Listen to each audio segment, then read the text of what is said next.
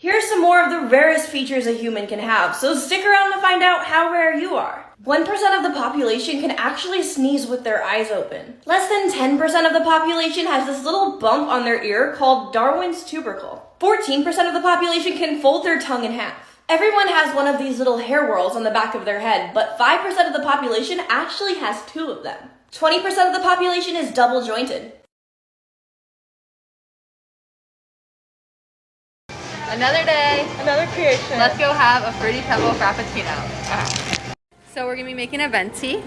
Pour your milk to the first line, peach juice to the second line, pour that into the blender, pour some strawberry puree in there, 2 pumps of raspberry, 2 pumps of vanilla, a scoop of strawberry inclusions, a venti scoop of ice, 4 pumps of cream base, top it off with a lid and press 1 to blend.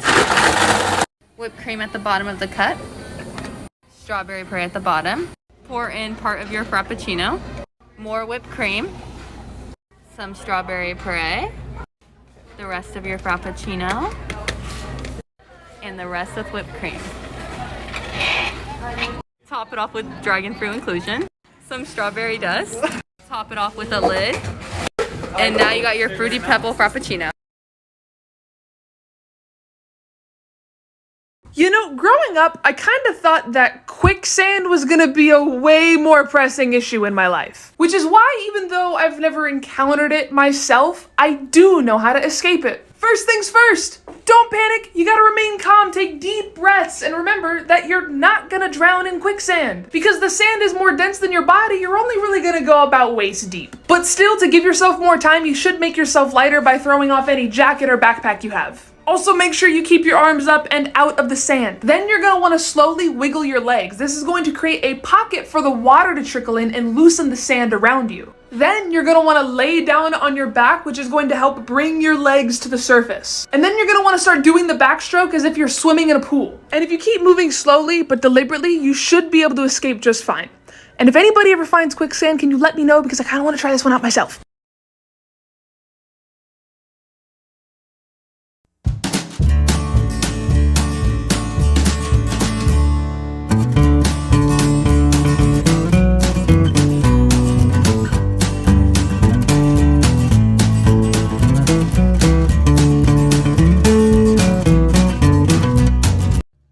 Comment has come up a lot in my video on ruby bridges, and my answer is no, I didn't learn about this in school. I learned about integration to a certain extent, but we really only learned about the Little Rock Nine in Arkansas a few years before Ruby Bridges. I didn't learn about Ruby Bridges in Louisiana. I didn't learn that she's barely retirement age right now today at 67 years old. I didn't learn that as a 6-year-old little girl walked into school that there were grown white women hysterically crying and fainting as a result of their racism, that a 6-year-old little girl was walking into a school. I didn't learn that they threw rocks at a 6-year-old girl and her mother. I didn't learn that 4 federal marshals had to walk a 6-year-old into her elementary school so that the white people wouldn't hurt her. I didn't learn that white people put a little black baby doll inside of a coffin and paraded it around as a 6-year-old little girl tried to go to school. I didn't learn that Ruby Bridges couldn't eat the lunch provided by the school. She had to eat the lunch that her parents provided for her because they were scared that someone was going to try to poison her. I didn't learn about the white adults and the white children outside her school singing "Glory, Glory, Segregation, the South will rise again." I didn't learn that 500 white kids were pulled out of that school because Ruby Bridges went there. I didn't learn about how grown white adults yelled slurs and threats at a 6-year-old little girl. I didn't learn that the black children had to apply to go to the white schools that the white kids could just get to go to. I didn't learn that out of the 137 black first graders that applied to go to integrated schools, only 5 of them were accepted, and Ruby was the only one accepted to go to the elementary school that she went to. I didn't learn that in retaliation for Ruby going to an integrated school, her grandparents were evicted from their farm. I didn't learn that when Ruby Bridges was in the 1st grade, there was only one teacher at that school who was willing to teach her. Barbara Henry. And I didn't learn that for that entire school year, in the first grade, Ruby Bridges was alone. No other kids in that class. In class, alone. Ate lunch, alone. On the playground, alone. All year, every day. Didn't miss a day. So no, I did not learn about Ruby Bridges in school. And I doubt that many of us really learned about Ruby Bridges in school. And if some people have their way, Black history will get even more and more diluted in public education. The worst shampoo brands for your hair. These shampoos leave a silicone film on your hair meant to strip your hair from natural oils and moisture, in the long run leaving you with dryness and damage.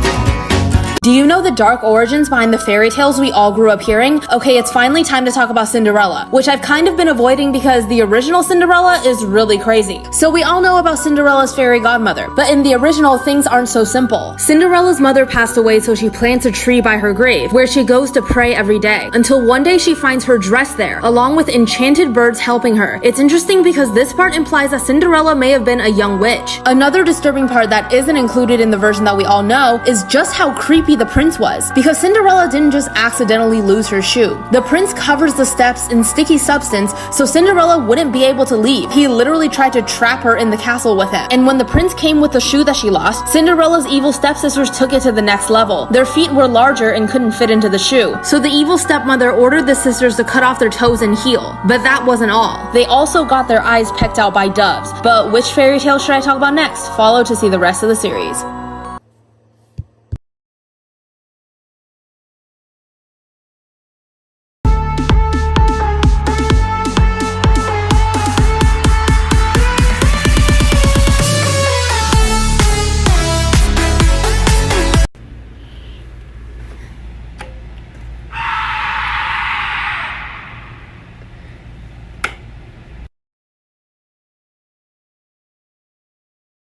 This amazing game is Wonka's Golden Ticket. It's a game where you try to enter the chocolate factory. You and your friends will be playing as one of 5 children trying to enter Wonka's chocolate factory. Your goal is to buy as many Wonka bars as you can and be the first one to find a golden ticket. In this game, you'll be moving around the city trying to earn as much money as you can, whether it be from doing snack deliveries or receiving your allowance. Now, the more money you have, the more Wonka bars you'll be able to buy and stack up. Besides money, you'll also be able to eat Wonka candy. Each type of Wonka candy you eat will have its own special effect, whether it's moving you around, getting you more money, or just getting more Wonka bars. Now, as you play and collect Wonka bars, you and your friends will start to notice that you're not the only one in the city. Willy Wonka himself is also moving around. If you ever end your turn with Willy Wonka, he'll give you a Wonka bar for free. Now, once all the Wonka bars have been taken, then the game will end. Everyone will check their chocolate bars, and whoever has the golden ticket is the winner. Wonka's Golden Ticket is an easy and fun game to play with your friends and family. Just don't take too long to find your ticket, or you might end up feeling a little blue. Look, look, look, look, look. Oh my god, oh my god, oh my god. This is the Valentine's Day collection of the year. Look at this. Oh my god. That is so cool. Let me show you. So this is the Glam Light Hershey Kisses collection for Valentine's Day. Ah! This has to be the cutest thing I've ever seen. This is a Hershey This is a Hershey Kiss blend-in sponge. What the hell, bro? I hate it. Look at these lip shades. Oh my god, are you seeing these? Look at this gold one. Holy shit. These are beautiful. I love this nude. Oh my gosh, I love this. I love this. I love it. There are 5 Hershey Kiss eyeshadow palettes. Yup, you heard that right. There's literally 5 to represent different Hershey Kisses. We got your classic milk chocolate. We got milk chocolate with almonds. We got dark chocolate. We got cookies and cream. And then we have lava cake. Let me show you the insides. I can't. Look at the inside of these. Oh my gosh. I really can't. Exceptional. I am going to use the classic milk chocolate because I just really like the colors. We love a neutral moment. And these just put me in that milk chocolatey mood. By the way, this is exactly why I chose to work with Glamlight. They are the most fun, creative brand. I freaking love them. All right, I'm going to use the Icin base. I use shade Buttercream. This is a phenomenal eye primer. I'm going to start with this neutral brown. I love how there's little Hershey Kisses pressed into each shadow. And you want to know what else is really nice? This is a mirror. So if you want to do it just like this, iconic. I kind of want to do like a smoky, chocolatey eyeshadow look. I want it to be kind of cool toned, honestly. Glamlight formula is one of my favorites. It's so velvety and smooth and it just blends in super easy. This is a really pretty brown. I like it. I'm just putting it in the crease. Let's go into this dark brown. And I just want to deepen the outer V. You know, give it that real smoked out effect. I don't do smoky eyes very often, but I freaking love them. They're super sexy. And this could be, if you want like a neutral Valentine's Day look, this could be really perfect. Just making that really smooth. Okay, I'm going to take some glitter glue because I want to apply this deep chocolatey shimmer on the lid. And doing this will prevent fallout and also make that shimmer pop. So buttery, so pigmented, and I'm just going to put it right... Wow, that's pretty. I'm just going to do it right with my finger. Just smoothing out the edge. And right on top of that, I'm going to add some of this just to brighten it up. This is very pigmented, so I'm only going to take a little bit and just kind of tap it on top to give a little more pop. Because how pretty is that? Smooth out that edge one more time. To keep it neutral, I'm going to add a brown liner. It's a small wing. Go to part 2. You ever heard of the Powerpuff Girls theory? Apparently, the girls aren't really superheroes and are simply regular children playing dress-up. The professor is only a pharmacist who takes his work home with him. Mojo Jojo is their creepy half-brother who took a liking to his sisters, and that's why he's the main villain. The rest of the villains are neighbors who go along with the girls' imagination. But in another similar theory, the girls supposedly have a brother who cares for them deeply. Since their parents are always working, their brother must take care of them. He goes along with their superhero role-playing games, and even makes the costumes they play in. In another theory called the Brenda theory, the Powerpuff Girls are just the different personalities of a girl named Brenda. Her dissociative disorder was created by the abuse she faced from her evil brother. This brother was so evil that she imagined a whole new entity known as Mojo Jojo. Blossom is the mature leader that Brenda wished she was. Bubbles represents the sweet and innocent person Brenda was in reality, but her anger would shine through at times, which is shown when Bubbles snaps. Buttercup is Brenda's violent side and represents the aggression that she wished she used against her brother. A third theory suggests that Samurai Jack and Professor Utonium are the same person, but from different timelines. One timeline is when Jack didn't defeat Aku, and the other timeline is the one we see in Powerpuff Girls where Jack did. In the timeline where Aku is defeated, Jack later moves to another town to become a scientist. Chemical X is actually Aku's lifeless glob that is accidentally used to make the Powerpuff Girls. The other timeline where Aku isn't defeated is what we see in Samurai Jack. The new 2022 quarter is out, and I want you to be first to know about this error. One of these quarter errors just sold for $12. Another one just sold for $32. So these are just now being discovered, but if you're watching this video, you'll be one of the first. The new 2022 quarters features George Washington on the front and Maya Angelou on the back. This is part of the American Women Quarters program. So here's what to look for. On George Washington's face, if it looks like he's drooling, here's a better close-up, just like that. Then you found it, and the market's just starting on these, so it's between $10 and $30. Check all the change you receive. You might be receiving these quarters now. And don't forget to like and crack your knuckles, you're going to want to hear this. If you're new, I'm Casey and we're learning new things every day. If you're like me, you probably grew up hearing that cracking your knuckles leads to arthritis. One man, Dr. Donald Unger, decided to put this to the test. For 60 years, he only cracked the knuckles on his left hand to see if there was a difference. His results? No arthritis. Over time, top universities like Harvard agreed. So crack away.